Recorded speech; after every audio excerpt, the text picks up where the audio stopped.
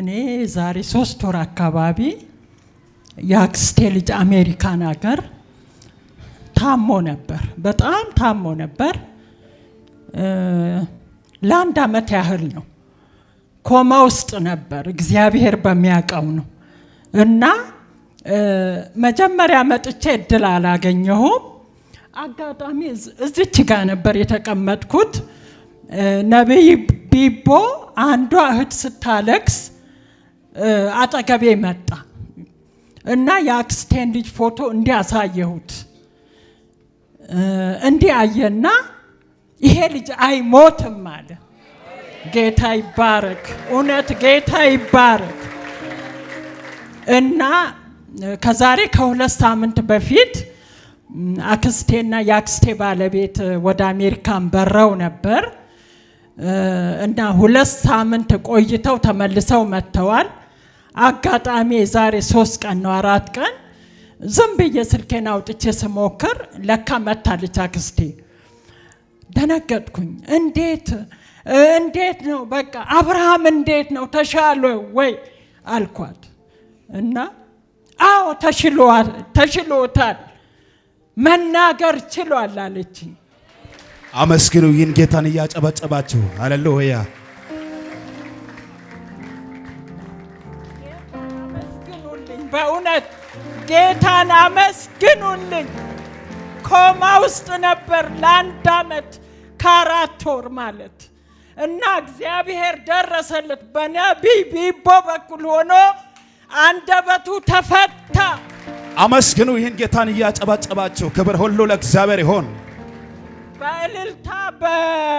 በእልልታና በጭብጨባ 3 4 አጨብጭቡ። እልልታ የሚያውቅስ ምስጉን ነው። አጨብጭቡ። እልል እያላችሁ ጌታን አመስግኑ ከእናቴ ጋር። ጌታ ይመስገን። ጨርሹ።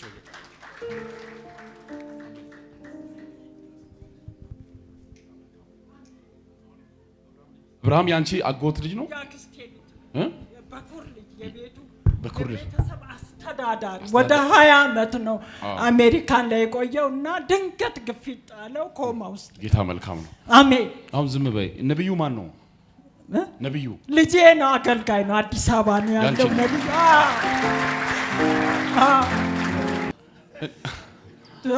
አንቺ አሁን የምታለቅሽው የሰው ልጅ እዛ ሲፈወስ ደስ ብሎሻል። አንቺ አሁን የነብዩን ነገር ጸልየሽ አታውቂም። ግራ ገብቶሻል። የልጅሽ ነገር በጣም ግራ ገብቶሻል። ስሙም ነብይ ነው። ነብይ እኮ ነው። ዓለምን እንዲዞር ነው። እኔ ስለት የተሳልኩት የ6ኛ ክፍል ተማሪ ሆኖ እያለ ዓለምን እንዲዞር ኢትዮጵያን አይደለም ዓለምን እንዲዞር። ክብር ይሁን ለጌታ። ሃሌሉያ። ያኔ ነው የጸለይሽው? ያኔ በልጅነቱ ነው የጸለይሽው። እግዚአብሔር ነብይ አድርጎ ሾሞት መጣ አይደል? አሁን እያገለገለ ነው። አንዳንድ ነገር ተይዞበታል።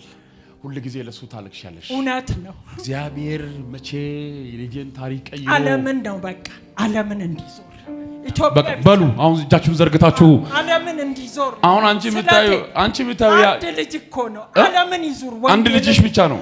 አንድ ልጅ ነው። ታላቋ ልጅ ሴት ናት። እሱ አንድ ልጅ ነው። እሱ በወንድ አንድ ነው። አንድ ሴት 2 ናቸው።